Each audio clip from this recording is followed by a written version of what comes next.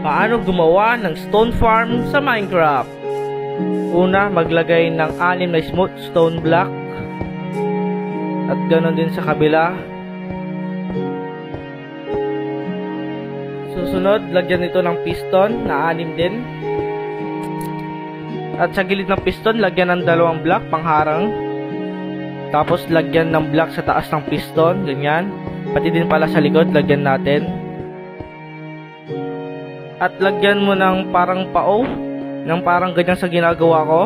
Di ko pa kasi alam mo tutorial.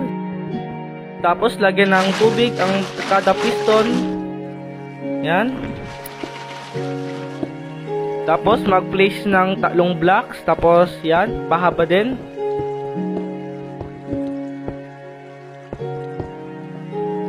Tapos lagyan natin ito ng lava.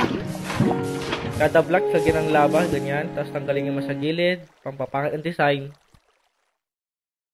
Tapos maglagay ng 3 redstone repeater. Tapos lagyan nyo na din ng redstone na parang ganyan. Tapos kailangan din pala i-adjust sa dulo ang redstone repeater. At tapos lagyan ito ng lever. Alisin ang redstone at ikabit ito para ito ay gumana. At yan, gumagana na ang stone farm. Kapag ito'y minina mo ay babalik din ito. Para mas madaling makuha ang blocks na inyong minina, lagyan ito ng blocks sa gilid. At lagyan ito din ng mga tubig. Yan. Pupunin mo lang ng ganyan.